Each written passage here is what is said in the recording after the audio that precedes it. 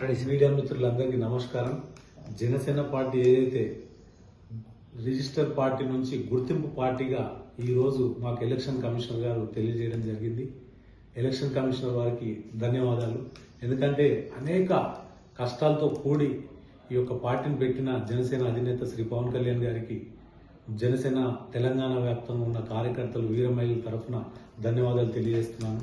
అదేవిధంగా జనసేన పార్టీకి 2014 నుంచి ఎంతో మంది కార్యకర్తలు యావత్తు తెలంగాణ ఉమ్మడి 10 జిల్లాల నుంచి అనేక సమస్యల మీద పోరాటం చేసిన ప్రతి కార్యకర్తకి పేరు పేరున ధన్యవాదాలు తెలియజేస్తున్నాను. అదేవిధంగా రాబోయే రోజుల్లో కాంగ్రెస్ ఏదైతే 6 హామీలు ఇచ్చిందో దానిపై మనం పోరాటం చేసి ఆ 6 హామీలు అమలయ్యేలాగా ఆ కాంగ్రెస్ పై మనం పోరాటం చేయాలని, అదేవిధంగా అనేక సమస్యల మీద పోరాటం చేస్తూ మళ్ళీ రాబోయే రోజుల్లో కూడా పోరాటం చేసి ఆ ఒక్క సమస్యలని ప్రభుత్వం దృష్టికి తీసుకెళ్లేలాగా మనం ప్రయత్నం చేయాలని.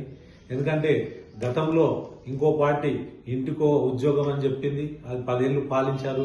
ఆ తర్వాత 6 గ్యారెంటీలు మేము అమలు చేస్తామని చెప్పుకుంటూ సంవత్సరం గడిచింది కాంగ్రెస్ ప్రభుత్వం. ఇప్పటి వరకు ఎక్కడ కూడా ఒక్క హామీ తప్ప మిగతా హామీలన్నీ అదే విధంగా ఉన్నాయి. సో మేము రాబోయే రోజుల్లో జనసేన శ్రేణులకు తెలియజేయడం ఏమన్నదిగా, ప్రతి ఒక్కళ్ళు రాబోయే రోజుల్లో మనము ఎంపీటీసీలు కానీ జెడ్పీటీసీ కానీ రాబోయే గ్రేటర్ ఎలక్షన్లో కూడా మనం సంసిద్ధం కావాలి. మనం పోరాటం చేసుకుంటూ ప్రజల పక్షాన పోరాటం చేస్తూ జనసేన పార్టీకి బలం చేకూర్చాలని కోరుకుంటూ మరొకసారి ఎలక్షన్ కమిషనర్ వారికి నేను ధన్యవాదాలు తెలియజేస్తున్నాను.